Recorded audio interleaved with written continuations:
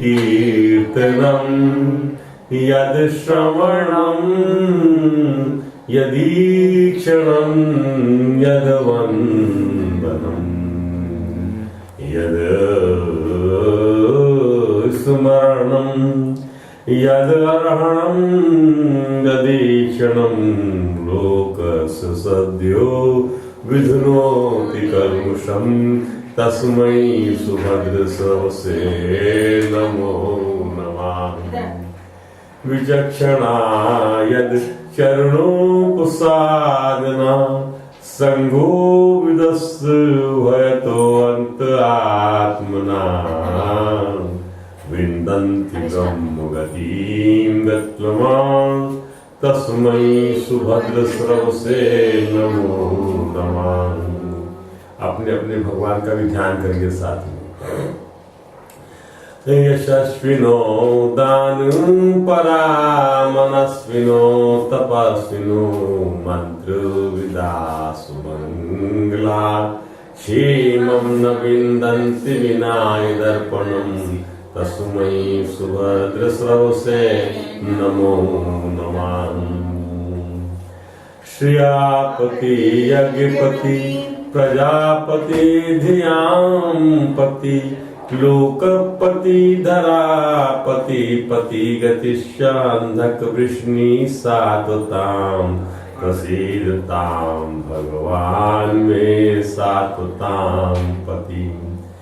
एतावानेव लोके अस्मिन् पुंसां निःश्रेषयोदयाः तीव्रेण भक्ति योगेन मयि अर्पितं मनो स्थिरम् देवानां लिंगानां आनुस्तविक कर्मणां सत्वैकमनसो वृत्ति स्वाभाविकी क्रियाम् अनिमित्ता भागवती भक्ति सिद्धे गरीयसी जयसी आसुकोशं वा निर्गुणम् अनलं यथा अद्वैतं सर्वभूतानां हितपद्मेषु कृतालयम् श्रुतानुभावेन शरणं व्रज भावेन भावनी दैवेन विहिता ये अच्युतकथा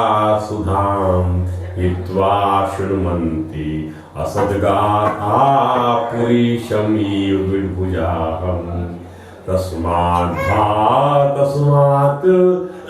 सर्वभावेन भजस्व परमेष्टिनं तद्गुणाश्रया भक्त्या भजनी चरणाम्बुजम् वासुदेवे भगवती भक्तियोगः प्रायोजितः जन्यति आसु ज्ञानं वैराग्यं तद्ब्रह्मदर्शनम्।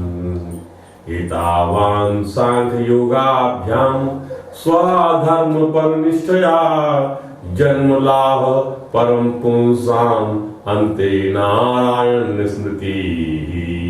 तस्मात् भारत सर्वात्मा भगवान् ईश्वरो हरि श्रोतव्यो कीर्तव्यश्च स्मर्तव्यश्च इच्छता भवेत्। गाइए गोविंद जय जय गोपाल जय जय गोविंद जय गोपाल जय जय गोविंद जय जय गोपाल जय जय राधा रमण हरि गोविंद जय जय राधा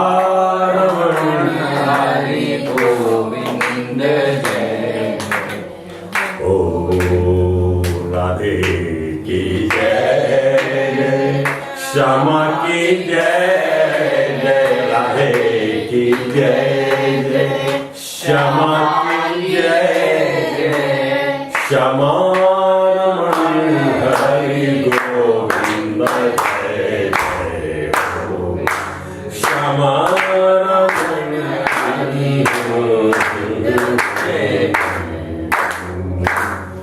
ओ सीता की जय राम की जय सीता की जय राम की जय सीतारमण हरि गोविंद जय गोरा की जय जय भोला की जय जय गोरा की जय जय भोला की जय जय दुर्गा रमण हरि गोविंद जय जय उमा रमण हरि गोविंद जय जय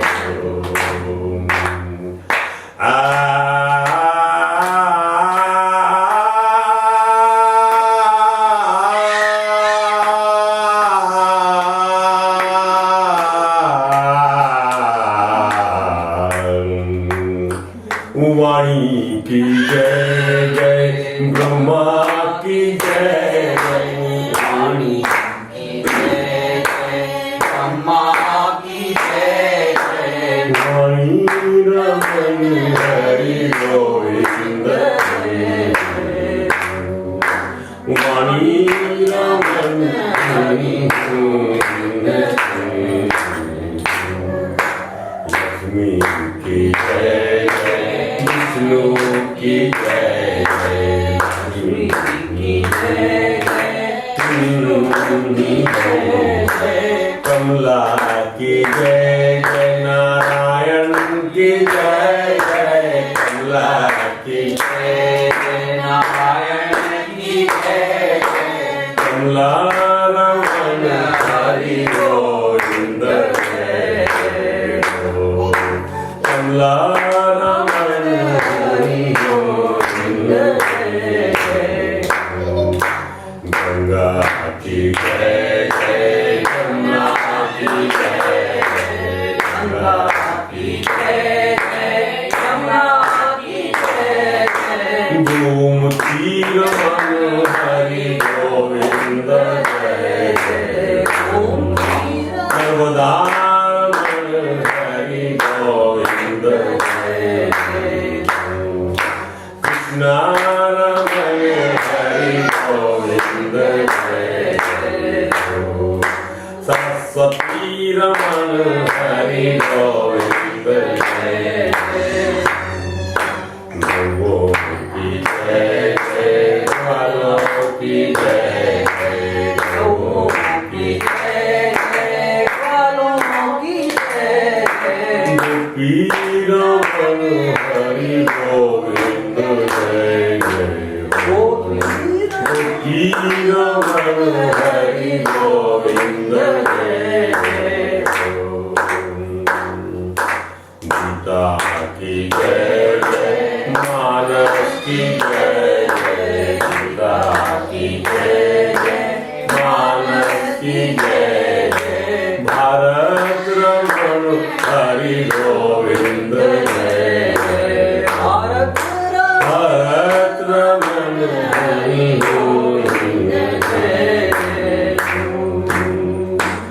ओ केशव की जय जय माधव की जय जय केशव की जय जय माधव की जय जय धरती रमण हरि गोविंद जय जय धरती रमण हरि गोविंद जय जय ओ रसिया की जय जय सरिया की जय जय रसिया की जय जय सरिया की जय जय वेणु रमण हरि गोविंद जय जय गोविंद जय जय गोपाल जय जय गोविंद जय जय गोपाल जय जय राधा रमण हरि गोविंद जय जय बोलिए परात्पर परब्रह्म त्रिलोकीनाथ भक्तवांछा कल्पतरु वरराज भक्तवांछा कल्पतरु भक्तवत्सल कृपण वत्सल शरणागत वत्सल भगवान श्री द्वारकाधीश महाराज की जय। भगवान श्री बांके बिहारी लाल की जय। भगवान श्री रास बिहारी लाल की जय।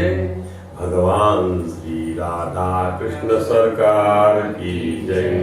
भगवान श्री चैतन्य महाप्रभु जी महाराज की जय। परमहंस शिरोमणि श्री सनकादि महाराज की जय। देवर्षि नारद जी महाराज की जय। योगीराज भगवान श्री व्यास जी महाराज की जय। परम भागवत भगवान श्री सुखदेव जी महाराज की जय। अनंत श्री विभूषि श्री सद्गुरु भगवान की जय। समस्त गुरु भगवान की जय। समस्त देवताओं सहित लोकपालों सहित उमापति भगवान महादेव जी महाराज की जय। समस्त पितृ भगवान की जय। ग्रह भगवान की जय। नक्षत्र भगवान की जय। समस्त संतों की जय। महंतों की जय। ऋषियों की जय। मुनियों की जय। महात्माओं की जय। धर्मात्माओं की जय। विप्रों की जय। ब्राह्मणों की जय। गौ माता की जय। भक्तों की जय। भागवतों की जय। चराचर जगत की आत्मा भगवान श्री कृष्ण के युगल चरणारविंदों की जय जय जय। गोपीवृत्त से कोटि कोटि वंदन और समर्पण श्रीमद् रामचरितमानस की जय। भगवद गीता की जय। महाभारत पुराण की जय। श्रीमद् भागवत महापुराण जय जय श्री राधे जय जय श्री श्याम। आइए आज कथा के इस तीसरे दिवस में आज वैशाख कृष्ण पक्ष दूज है आज, और तदनुसार प्लंक संवत्सर 2071 अंग्रेजी सन 2014 और तारीख है आज 17 अप्रैल 2014 और दिन है आज गुरुवार। आज जो है जुमेरात है। आज जुमेरात, जुम्मा के पहले वाले फिर जुमेरात कहते हैं। आज जुमेरात है।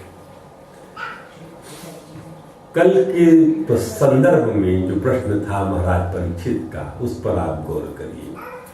प्रश्न को समझिए। प्रश्न को समझने के लिए ही तो यहाँ बैठे हैं। और प्रश्न करने वाला कौन है? म्रियमाण है, मरने वाला है। संसार में कोई रहने वाला हो तो बता दीजिए। कोई रहने वाला नहीं है, इसलिए वह प्रश्न सभी का हो जाएगा, क्योंकि सभी मरने वाले हैं। और कितना सुंदर प्रश्न किया। That is the root cause of this legend, this secret legend, जो साक्षात भगवान का श्री विग्रह। क्या प्रश्न था? अतो पृच्छामि संसेधिं योगिनां परमं गुरु। योगियों के परम गुरु, योगियों के, ज्ञानियों के नहीं, तपस्वियों के नहीं, योगियों के परम गुरु। योग माने क्या? भगवान। आपको योग प्राप्त हो जाए, मन भगवान प्राप्त हो जाए, इसका अर्थ ही होता है। यह जो है उसका आदिभौतिक रूप है कि मन को, प्राण को उसमें लगा देना। यह आदिभौतिक रूप है, आदिदैविक रूप है। अंततो गत्वा उससे मिल जाना ही जीव का योग है। आवरण में पड़ा हुआ जीव आवरण को जब भंग कर लेता है उससे मिल जाता है। आवरण को भंग करने की प्रक्रिया आदिभौतिक योग है। क्या पूछा? हे गुरुओं के गुरु, हे योगियों गुरु, क्या बताओ मुझको? पुरुष से यत कार्यम म्रियमाणस्य सर्वथा। पुरुषस्य इह पुरुषस्य, इस लोक में मरने वाले पुरुष का क्या कर्तव्य है, क्या धर्म है। अथ श्रोतव्यम यत श्रोतव्यम अथ जप्यम, क्या सुनना चाहिए, क्या जपना चाहिए। यत कर्तव्यम भी प्रभो स्मर्तव्यम भजनीयम वा यद ब्रूहि तद विपर्ययम, और क्या नहीं करना चाहिए, विपर्य इसका, क्या भजन नहीं करना चाहिए, क्या स्मरण नहीं करना चाहिए, और क्या नहीं करना चाहिए, क्या नहीं सुनना चाहिए, ये भी बताइए। ये महत्वपूर्ण है, विपर्य बताइए इसका।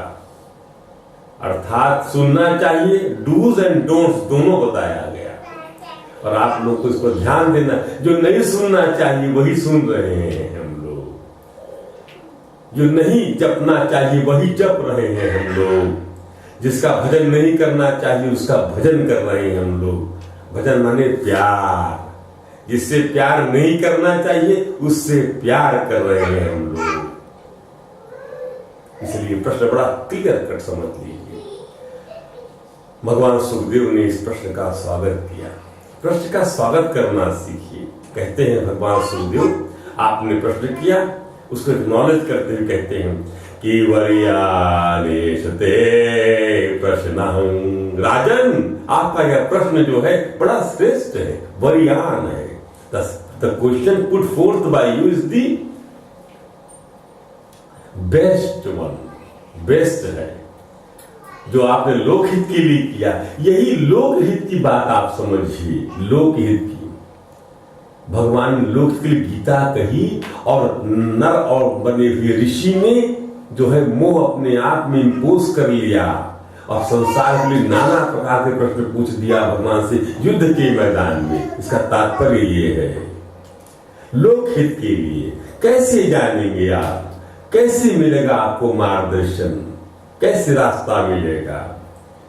तद्विसम्मतः पुंसां श्रोतव्यादिषु यः पर, राजन मनुष्यों के लिए जितनी भी बातें पुंसां मनुष्यों के लिए सुनने वाली हैं, स्मरण करने वाली है, कीर्तन करने वाली है, उन सब में यह श्रेष्ठ है। यह प्रश्न कि मरने वाले को क्या करना चाहिए, किसका भजन करना, किसका कीर्तन करना, क्या सुनना, क्या जप करना, ध्यान दीजिए, और क्या नहीं करना। इस प्रश्न का बड़ा आदर करते हैं। भूमिका हो रही है सुखदेव जी महाराज की, राजन, कि जो गृहस्थ के घर काम धंधों में उलझे हुए हैं, जो गृहस्थ घर के काम धंधों में और अपने स्वरूप को नहीं जानते, अपने स्वरूप को, रूप को नहीं, अपने शब्द रूप को जानते कि मैं कैसा दिखता हूं, लेकिन जो स्वरूप है वो कैसा दिखता है, विचार करिए। स्वरूप क्या है? मिश्री को उठा लीजिए, कैसी मिश्री है, आड़ी टेढ़ी खड़ी, स्क्वायर, रेक्टेंगल, राउंड, लेकिन उसका स्वरूप जो है, ये रूप है उसका। वैसे सारे प्राणियों का रूप जो है नाना प्रकार का बना हुआ, उसकी आकृति नाना प्रकार की है, लेकिन उसका जो स्वरूप है वो क्या है? मिश्री का स्वरूप क्या है? मिठास उसका स्वरूप है। जल का स्वरूप क्या है? रस उसका स्वरूप है, जो प्यास बुझाता है आपकी, रस उसका स्वरूप है। ध्यान दीजिए, ये स्वरूप, हमारा स्वरूप क्या है? हमारा स्वरूप निर्विकार गुणातीत हमारा स्वरूप है, आकाश सभी का है, आकाश सभी का। आकाशी उचाधारो ध्रुव अनंतो उपमहा तथा, आकाश सभी का हमारा स्वरूप है, कहीं से पकड़ में ना आ सके, उसको आत्मा कह दिया जाता है। जीवनंत होता है कर्मों के फल स्वरूप, नाना प्रकार के आवरण से अलग अलग हो जाता है।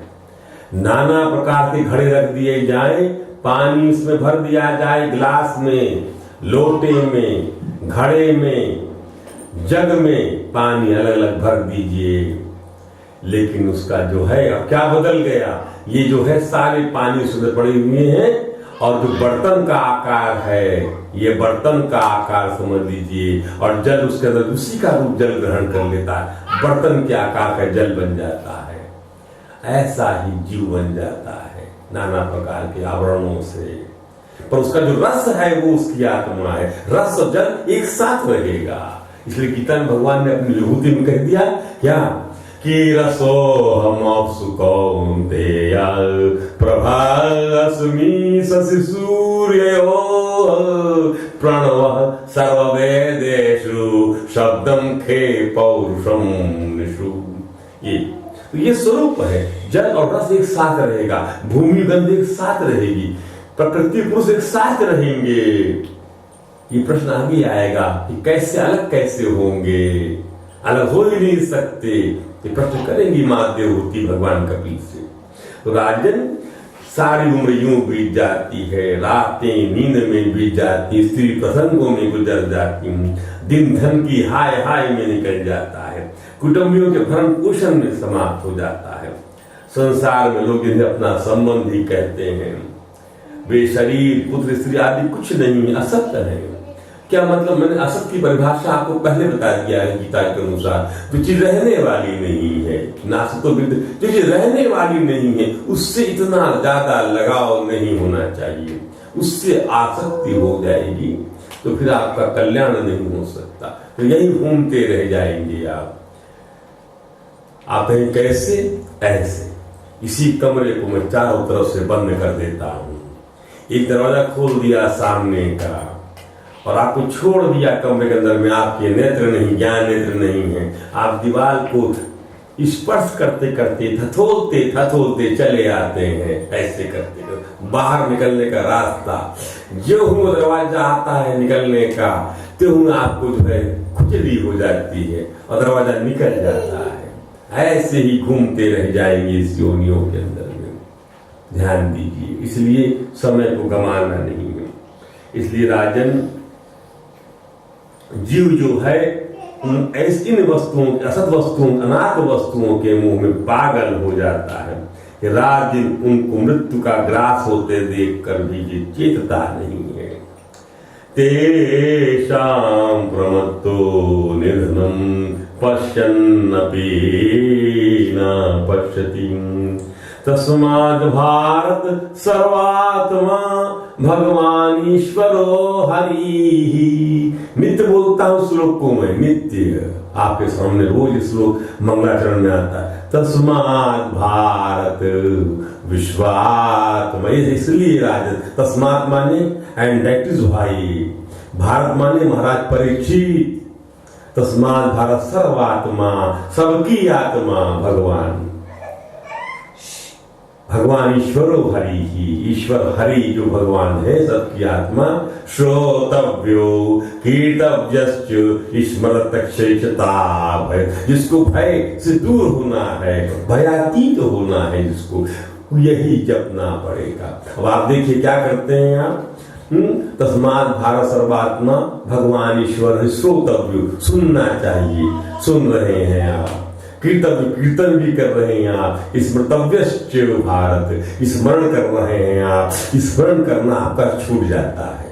कीर्तन कर लिए सब लोग मिलके, आप लोग श्रवण कर ली कथा को, पर स्मरण करना उसके बाद में भूल जाते हैं। स्मरण आपका सतत चलना चाहिए, जो हमने कल बताया आपको कि स्मरण कैसे करेंगे। निरंतर काम करते जाइए और भगवान का स्मरण करते जाइए। आप काम करते समय कैसे स्मरण करें, हमने कल ही आपको बताया था। काम करते जाएंगे, भगवान का स्मरण करते जाएंगे। तो राजन संसार का लाभ यही है, इतना ऐसा लाभ है। एतावान सांयोगाभ्याम स्वाधर्म परनिष्ठया, निष्ठा, हम अपने धर्मों का आचरण सबका एक ही सार है, अंत में भगवान की स्मृति जो है आ जाए। भगवान की स्मृति ही तो सुख है, भगवान की विस्मृति दुख है। संसार में दुख क्या है, उनकी विस्मृति हो गई है आपको, इसलिए दुख मिला हुआ है, और सुख है तो उनकी स्मृति है जो सुख मिला हुआ है। तो दुख में सुमिरन सब करे, सुख में करे ना कोई, जो दुख में सुमिरन करे तो दुख का है कोई, कबीरदास जी ने कहा। कितनी छोटी सी बात है पर कितना बड़ा अर्थ है, व्यापक अर्थ है। राजन, मृत्यु के समय भगवान की याद कैसे बनी रहे इसको पता है, इसलिए रात दिन प्रैक्टिस करना चाहिए। राष्ट्रपति डॉक्टर राधा कृष्णन ने शंकराचार्य जी महाराज से पूछा कि महाराज आप तो भगवान को प्राप्त कर लिए हैं, तो आपको रात दिन ये सब पूजा पाठ कथा श्रवण ये सब की क्या आवश्यकता है? ध्यान दीजिए क्या उत्तर दिया जगत गुरु शंकराचार्य जी महाराज ने। बोले राजन, हे राष्ट्रपति महोदय, ये मन जो है इसका कोई भरोसा नहीं है, कब किस पर कैसे आसक्त हो जाए। क्यों? इंद्रियाणाम चरताम यद मनु अधीयते तदस्य हरति प्रज्ञाम वायुनाम इमं वसी। अरे इंद्रियों के साथ विचरण करता है मन, ऐसे इंद्रियां इस मन को हर लेती हैं, खींच ले जाती हैं अपनी ओर, जैसे वायु जो है नाव को पानी में अपनी ओर बहा ले जाती है, नाव को हिला देती है, वैसे ही। इसलिए इस मन का कोई भरोसा नहीं है, प्रयास करना चाहिए। इसके उपरांत जो है राजन, प्रश्न ये था, इसलिए राजन बड़े बड़े ऋषि मुनि भी प्राय भगवान के अनंत कल्याण में गुणगणों के वर्णन में रमे रहते हैं। यही काम रह गया सभी का, सबका काम। आपका काम श्रवण करना, और हम लोग जो काम करते हैं भगवान गुणगान को, ये गुण गाना भगवान का, इसका बहुत बड़ा फायदा है। ये आसक्ति रोग जो होता है, आसक्ति मन का रोग है, बहुत बड़ा रोग है। आसक्ति माने उस विषय की तरफ आपका लगाव है जो रहने वाला नहीं है, उस क्रिया की ओर आपका लगाव है जो रहने वाली नहीं है, उस पदार्थ की ओर आपका लगाव है जो अस्तित्व में नहीं रहेगा, उसके तरफ जो आपका लगाव है, मन का जो रमना है वो आसक्ति है। मन का जो राग है उसका, वो कैंसर से बदतर है। कैंसर तो फिजिकल बॉडी को खत्म करता है, फैलता रहता है। ये मानसिक बॉडी, मानसिक रूप से, क्योंकि संसार में ये शरीर जल जाएगा, मानसिक शरीर जाएगा साथ में, मानसिक शरीर। और जो मानसिक शरीर जाएगा तो वो मन जाएगा, उसमें वो आसक्ति जाएगी और उसी के अनुरूप शरीर वो आवरण प्राप्त हो जाएगा, स्थूल खोली प्राप्त हो जाएगी आपको। ध्यान दीजिए, खोली क्या है? धान, अक्षत चावल में धान की खोली चढ़ी रहती है। ध्यान दीजिए, और जब तक धान की खोली चढ़ी है अक्षत में, तभी तक वो बोया जाएगा, जोता जाएगा, और वह जो है अंकुरित होता रहेगा। जहां वह खोली कर्म की उतरी, आप अक्षत से कोई बुआई जोताई नहीं कर सकते, क्योंकि वो अंकुरण नहीं हो पाएगा। अक्षत ही स्वरूप है हमारा, ये छत नहीं होता। ध्यान दीजिए। अब इसके उपरांत जो है महाराज परीक्षित ने प्रश्न किया, प्रश्नोत्तर के हिसाब से रखा गया। क्या? अगला प्रश्न, ये जवाब दे दिया, क्या सुनना चाहिए, क्या करना चाहिए। कहा महाराज कि यथा संधार्यते ब्रह्मन् धारणा, ये एक दिन के सुनने से नहीं याद रहेगा। ध्यान दीजिए, जहां कहीं मिल जाए ये अमृत दौड़ जाइए। ये तो आपके लिए मिल गया, कहीं ना कहीं थोड़ा सा असर आपके ऊपर में हो जाए, लेकिन बार बार आपको खींचेगा। ये हमारी बात लिख लीजिएगा। ये एक बार आपके चित्त में, कानों में घुस गया जाकर ये रसायन, आपको अब कहीं भी चैन पड़ने वाला नहीं है।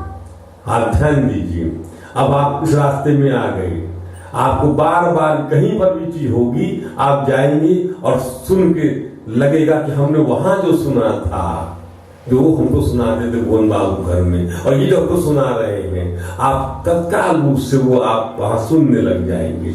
अरे जो उन्होंने ये ऐसा बताया था, ऐसे ही हमारे जीवन में सत्संग इस प्रकार से बढ़ता चला गया। इसी प्रकार से आप लोगों की उम्र में ऐसे छत्ता निकाल के पानी, बरसते पानी में संतों को हम सुनते थे। संतों को जगह नहीं मिलती थी, हाल से बाहर बैठे रहते थे, संतों को सुन के चले जाते थे, घूमते रहते थे। पर जहां भगवान की बात करने वाला कोई लब्ध प्रतिष्ठित महात्मा आता था, इसलिए हम सब गुरुओं को प्रणाम करते हैं, जहां जहां से हमने सीखा समझा, अपने सदगुरु के अलावा सबसे सीखा हमने, तो वहां दौड़ के चले जाते हैं। फिर प्रश्न किया कि हे ब्रह्मन, हे सुखदेव जी महाराज, धारणा किस साधन से, किस वस्तु में किस प्रकार की जाती? धारणा जो है किस प्रकार की जाती, क्या धारण करना चाहिए, किसकी धारणा करनी चाहिए? मेरी यह धारणा है। मेरी क्या धारणा है? मेरी धारणा है कि भगवान जो है उसी के रास्ते पर चलने से कल्याण होता है, ये मेरी धारणा है। वह धारणा जो भगवान वाली हुई वो क्या है, कैसी है, किस प्रकार की जानी चाहिए, उसका क्या स्वरूप माना गया है? How the formation of this धारणा इज नरेटेड, जो शीघ्र ही मनुष्य के मन का मैल मिटा देती है। वो धारणा कैसी होनी चाहिए, किस प्रकार होनी चाहिए, किसकी होना चाहिए? ये प्रश्न महाराज परीक्षित, जो मरने, जिनकी डेफिनेट मृत्यु का समय तय हो चुका, आज से ठीक 7वें दिन के बाद, इते लंघित मर्यादम तक्षकम सप्तमे हनि दक्षन्ति कुलंगार स्म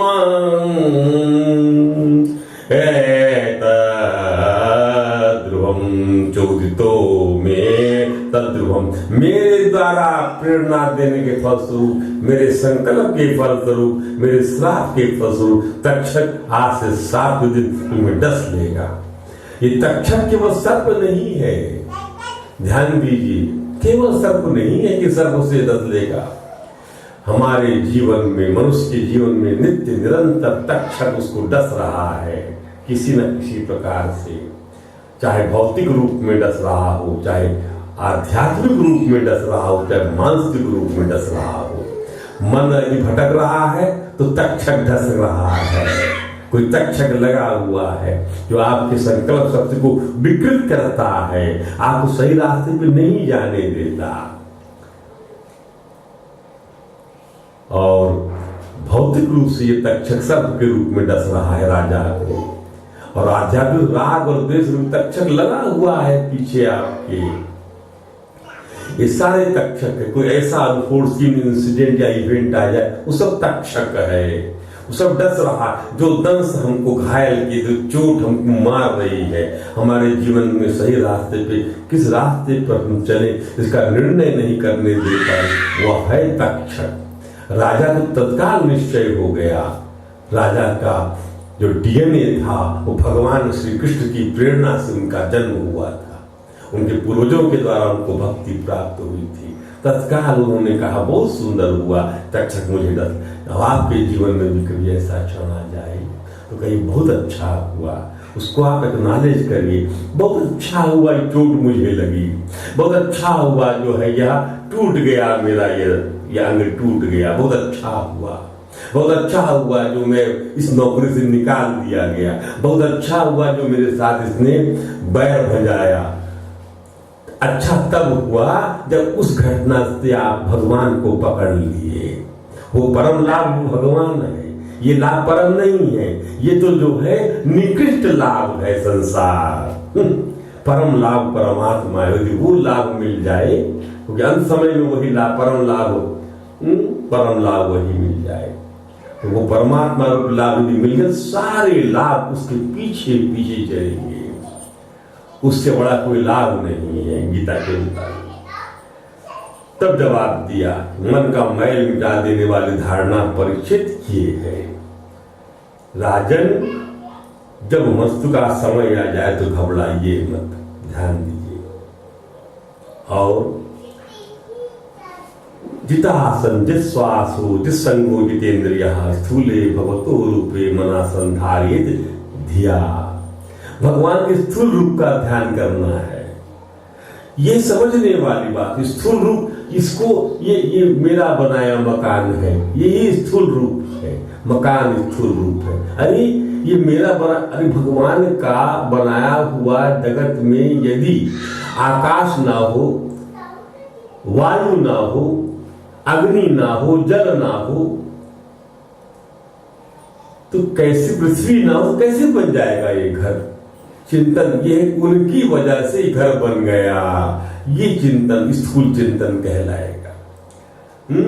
उस कार्यक्रम संपूर्ण विश्व में जो कुछ कभी था या होगा, बुद्धि के द्वारा मन को, और जित श्वास को जीत लेना, समझिए इसको, जित आसन, अब आसन जीत लेना, अब ऐसा हिलना डुलना नहीं।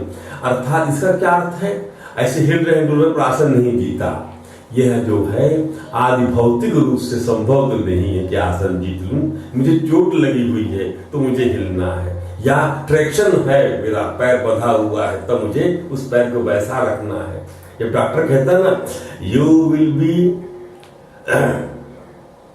अंडर डिटेक्शन ट्रीटमेंट फॉर, हमारे मित्र को का जो है एक एक्सीडेंट हो गया डिप्टी जीवाईएम टेलीकॉम डिपार्टमेंट में, दोनों कहीं जा रहे थे, जबलपुर की बात है, बरगी के पास में, भोपाल के पास में, जीप और गाड़ी को ओवरटेक करने में ट्रक को जब आगे निकले तो उनको जो है यहाँ पर चोट लगी हिप जॉइंट के ऊपर में, और उनके समझी जो हमारे दूसरे मित्र थे चीफ इंजीनियर, उनकी जबड़े में चोट लगी।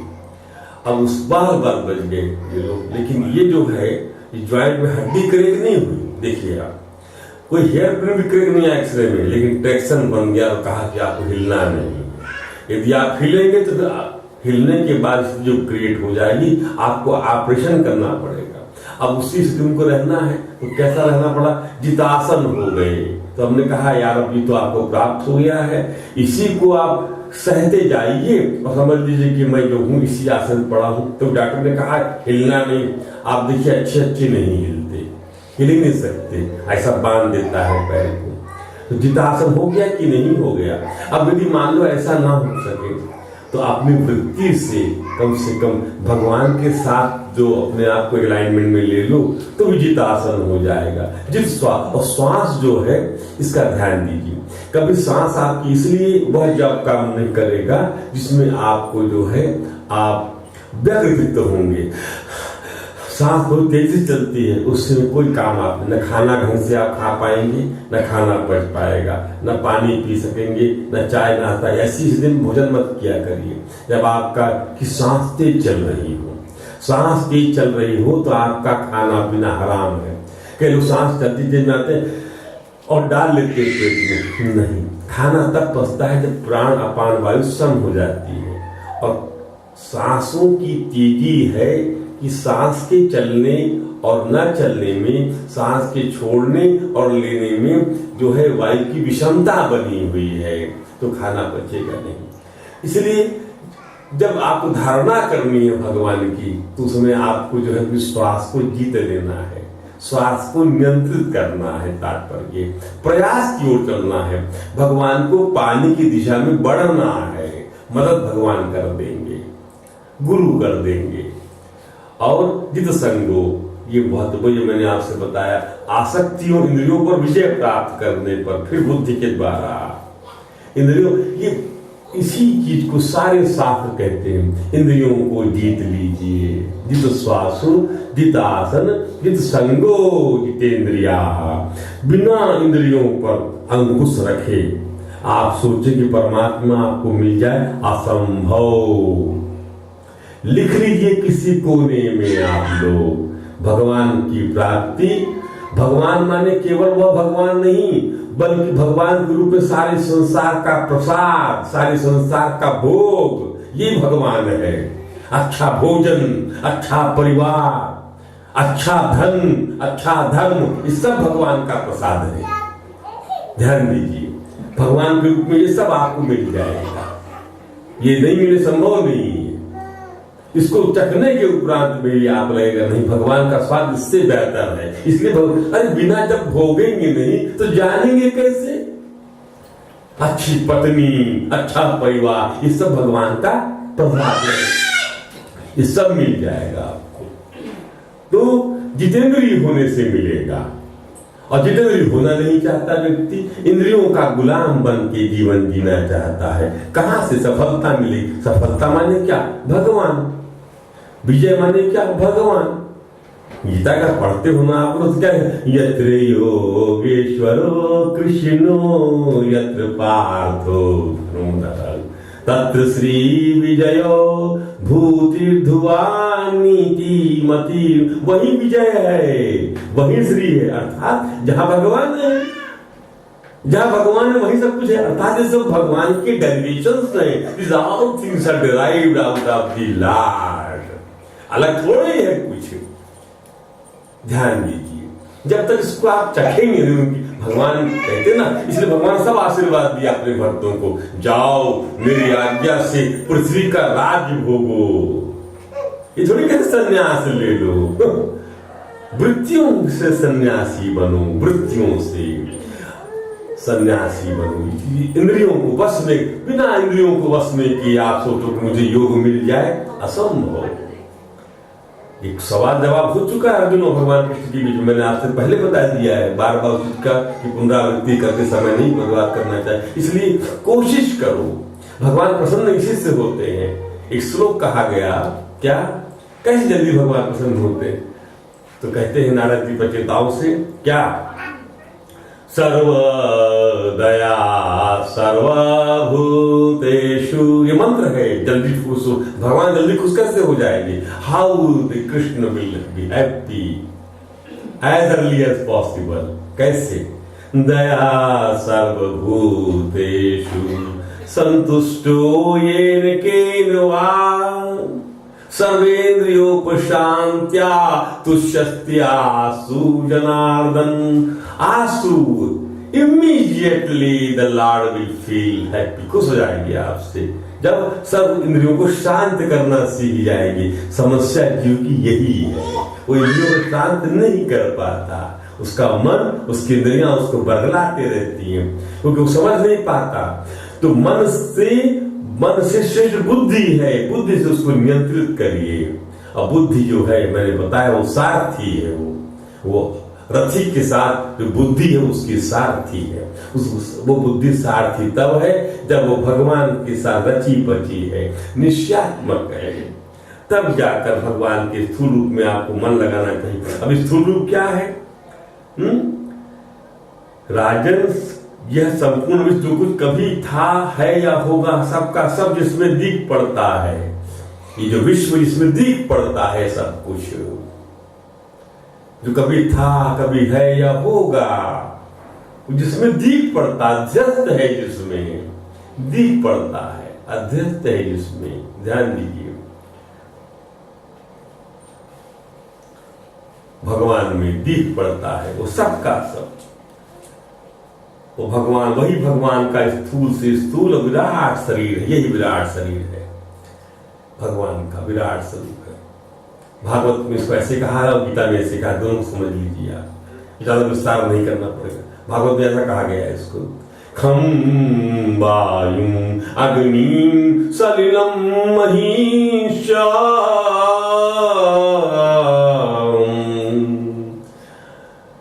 दिशो द्रुमादीं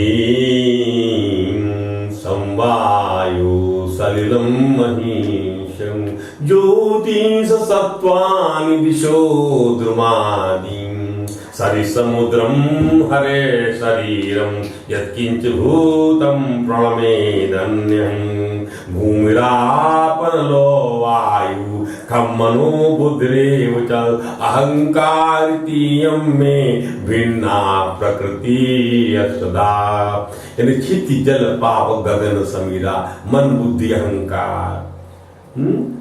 ज्योतिन सत्वानी, खगोल जितना सौरमंडल, द्रुमदुमादीन वृक्ष लताएं इत्यादि, नदियां, समुद्र, सर इत्यादि, ये सब भगवान का स्वरूप है, भगवान का रूप है, स्थूल रूप है।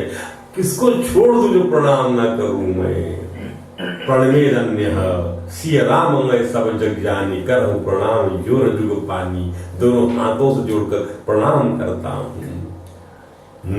बहुनाम जन्मनामन्ते ज्ञानवान् मां प्रपद्यते वासुदेवः सर्वमिति स महात्मा सुदुर्लभः।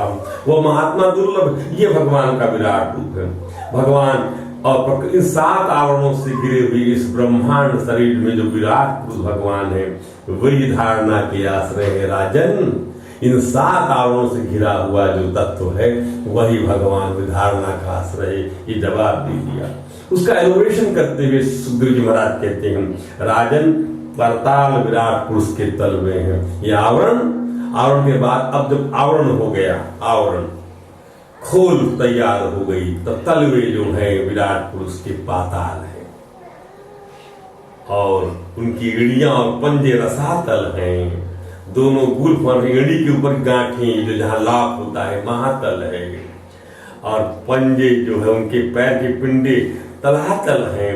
विष्णुमूर्ति भगवान के दोनों घुटने सुतल हैं, जांघे वितल और तल है, पेड़ू भूतल है और परिचित उनके नाभ रूप सरोवर को आकाश कहते हैं।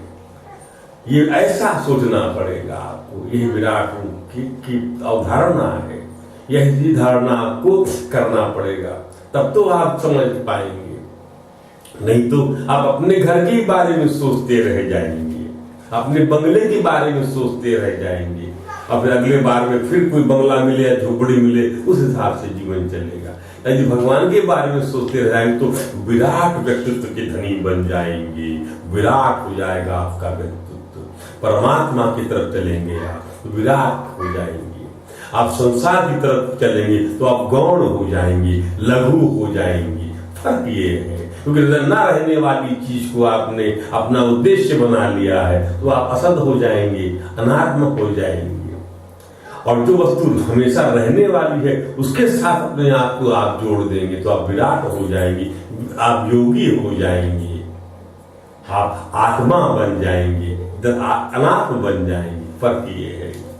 और उसके बाद में राजन आदि पुरुष परमात्मा की छाती को सर्वलोक, गले को महरलोक, मुख को जनलोक, ललाट को तपोलोक कहते हैं। सहस्त्र सिर वाले भगवान का मस्तक समूह सत्यलोक है। इंद्रादि देवता उनकी भुजाएं हैं, ये जितनी भुजाएं हैं ये सब लोकपाल हैं। ये भगवान की जितने आप सारी व्यवस्था देखिए आप, ये सब लोकपाल, इंद्रादि देवता, इंद्र देवता, वरुण देवता, अग्नि देवता, भगवान की भुजाएं हैं। इनसे सब काम भगवान संपन्न करा रहे लोकपालों से। 10 लोकपाल हैं और दिशाएं कान हैं, शब्द श्रवणेन्द्रिय है।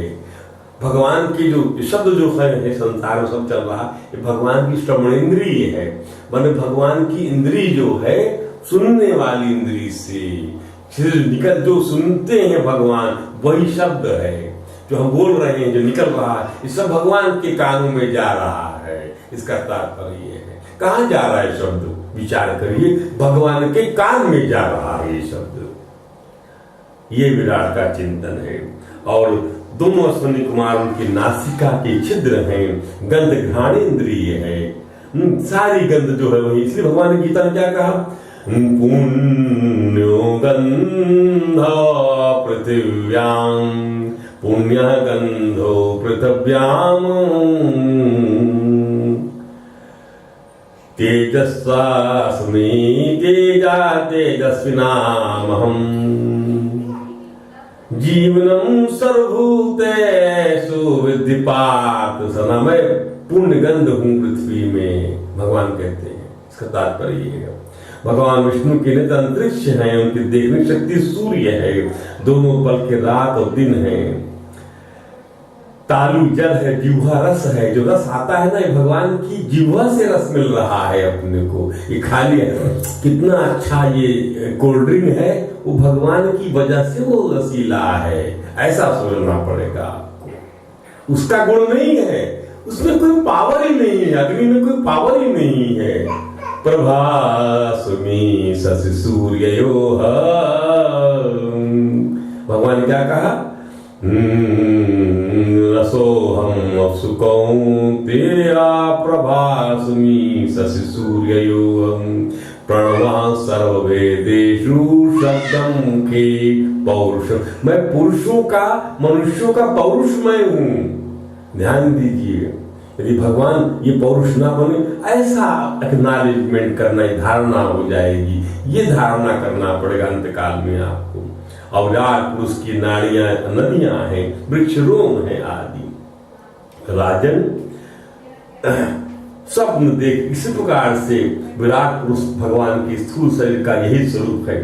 और इसी में मुमुक्ष पुरुष बुद्धि के द्वारा मन को स्थिर करते हैं। मुमुक्ष माने जो मोक्ष चाहता है, जो अपने मन को, मन का ही मोक्ष होता है, आत्मा का मोक्ष नहीं था, मन को परमात्मा से लगाने का जिस समय आप क्षण कर ले उस समय आप मुक्त हो गए। मन जिस समय संसार में लग गया आप बंधन में चले गए। बस छोटी सी बात समझिए। चेतः खल्वस्या बंधाय मुक्तये चात्मनो मतम।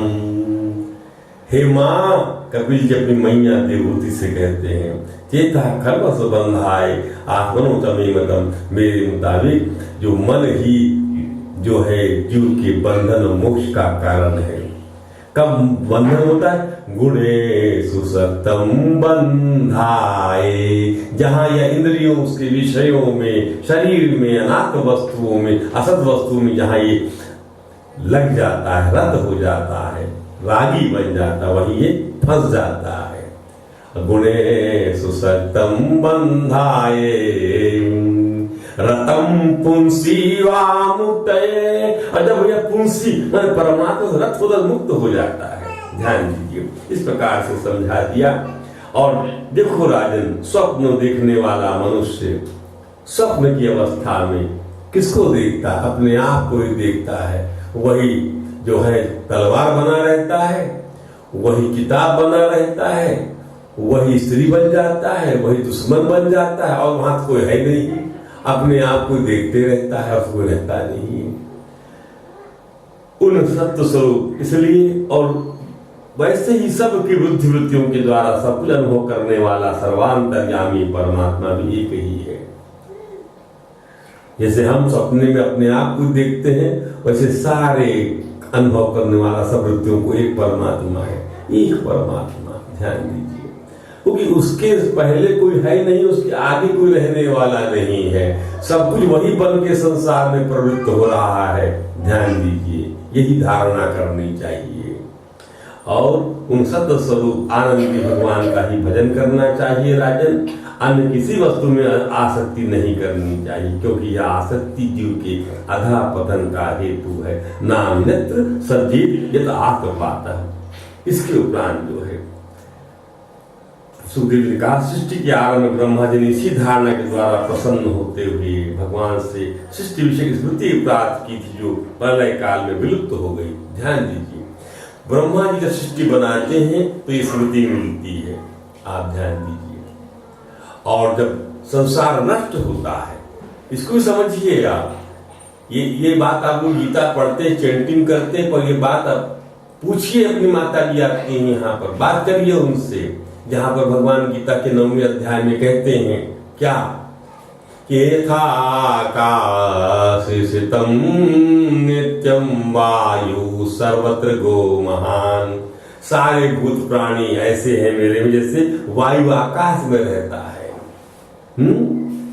सर्वभूतानि कौन्तेया प्रकृति यान्ति मामिका कल्पक्षये कल्पादौ विसृजाम्यहम्। कल्प के क्षय होने पर, अर्थात 1000 चतुर्युगी 432 करोड़ वर्ष लैप्स हो जाते हैं, जब ब्रह्मा का एक दिन एक रात व्यतीत हो जाती है, कल्प का क्षय होता है, सारे सब नष्ट हो जाएगा। सब उसका प्रोसेस है नष्ट होने का। नटशेल में कि 100 वर्ष तक वर्षा नहीं होगी, तपता रहेगा सूर्य, सब चीज आग लग जाएगी, सब चीज में सब जल जाएगा। फिर 100 वर्ष तक पानी बरसेगा, मोटी मोटी धारें, तो सब विलीन हो जाएगा जल के अंदर में। This is the way in which that कल्प क्षय होता है, और फिर सारी चीजें चली जाती है, और फिर से कल्पादौ विसृजाम्यहम् में हम, और फिर शुरू करते ब्रह्मा का दिन होता है। उसके बाद फिर सब के सब अपने कर्म विपाक के अनुसार भिन्न भिन्न योनि में जन्म ले लेते हैं, एंड नहीं होता। और इसीलिए इसकी आवश्यकता बताई जाती है। तो राजन, यह प्रलय काल में विलुप्त हो जाती है स्मृति, इससे उनकी दृष्टि अमोघ और दुर्बुद्धि निश्चयात्मक हो गई। तब उन्होंने इस जगत को वैसे ही रचा जैसा कि वो प्रलय के पहले था। ये काम भगवान ब्रह्मा के माध्यम से लेते हैं, ध्यान दीजिए। अब देखिए राजन, जब मनुष्य को तो कोई साधक अपने शरीर के भीतर भगवान के हृदय आकाश में विराजमान भगवान के प्रादेश मां स्वरूप की धारणा करते हैं। धारणा ऐसे भी करनी है, ये तो स्थूल धारणा हो गई। अब देखिए भगवान के स्वरूप की धारणा ऐसे करिए, क्या उनकी चार भुजाओं में शंख चक्र गदा पद्म है। चार भुजाओं में भगवान की दाहिनी भुजा में शंख है, बाई भुजा में चक्र है, और भगवान की जो है बाई भुजा में गदा है, और दाहिनी भुजा में आशीर्वाद की मुद्रा में कमल है। चारों इसको ध्यान दिया आप लोगों ने कि भगवान की चारों भुजाओं में क्या क्या रहता है। शंख चक्र गदा को सुना होगा, पर किस भुजा में क्या रहता है किसी को नहीं पता। उस दृष्टिकोण से धारणा ही नहीं करते भगवान की कि किस हाथ में शंख है। भगवान के दाहिने हाथ में शंख है, बाएं हाथ में चक्र है, और दाहिने बाएं हाथ में गदा भी है, और दाहिने हाथ में आशीर्वाद देते रहे भगवान।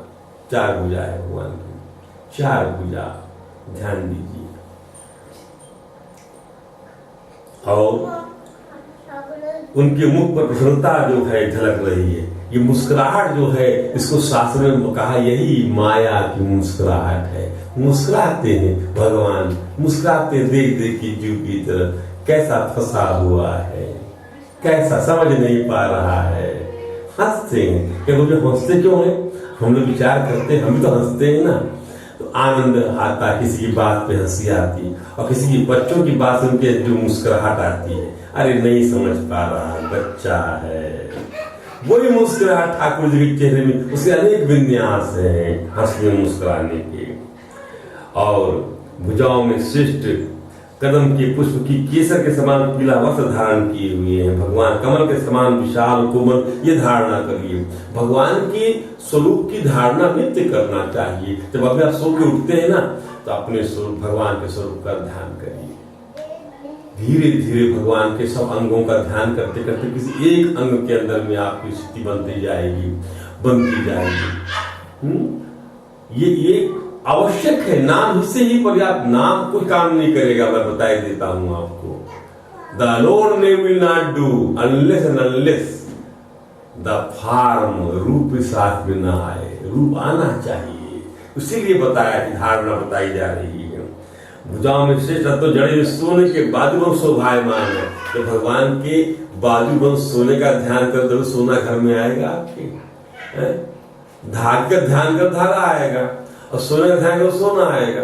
हम लोग ध्यान करते हैं भगवान का, सोना पहने हुए, तो वो में हमारा सोना आता है। गलत नहीं कह रहा, सही बात। जैसा ध्यान करोगे वैसा फल प्राप्त होगा। सिंपल सी तो बात है। अब ध्यान वैसा करते नहीं हो भगवान का, तो कहां से फल प्राप्त होगा आपको? अच्छा, भगवान अच्छा वस्त्र पहने हुए हैं, ऐसा ध्यान, अच्छा कपड़ा घर में आएगा। और भगवान का कपड़ा ही ध्यान करोगे तो मौलिक सूत पंडित को पकड़ा दोगे तो मौलिक सूत तुम्हारे घर में सूत ही आता रहेगा। अच्छा वस्त्र भगवान की वो ध्यान पहनी हुई है। जैसे ब्रह्मा जी ने कहा कि नौमी वपुसे तड़ितंबर धराय, बिजली चमक रही है ऐसा पीतांबर पहने ठाकुर जी। ये द लेवल ऑफ स्तुति देखिए आप लोग। अपने स्तुति करने का लेवल बनाइए। क्या स्तुति करते हैं भगवान की, क्या करना है? ब्रह्मा जी ने ये स्तुति किया। लक्ष्मीकांतम कमल नयनम शांताकारं भुजगशयनं पद्मनाभं सुरेशं विश्वाधारं गगन सदृशं मेघवर्णं शुभांगं। लक्ष्मीकांतं कमलनयनं मेघवर्णं शुभांगं। ऐसे ध्यान करना चाहिए भगवान का।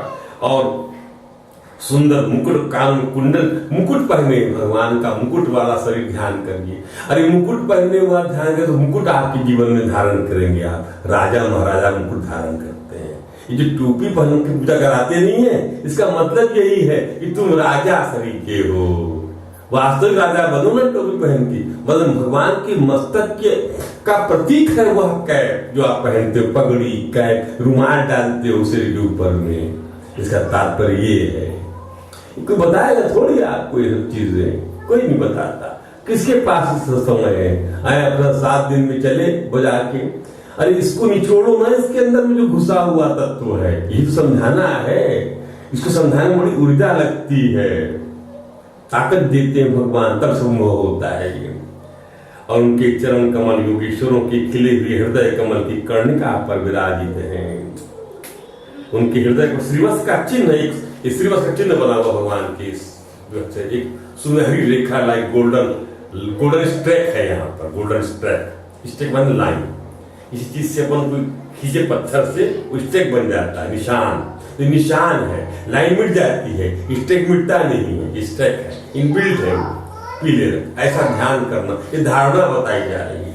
और गले में कौस्तुभ मणि लटक रही है, इनबिल्ट है कौस्तुभ मणि भी, कोई पहनाता है धागे से, वो इनबिल्ट है। वो भगवान किसी बंधन में नहीं फंसते, इसलिए यशोदा जी बांध नहीं पाई भगवान को, इसलिए यहाँ कौस्तुभ मणि है।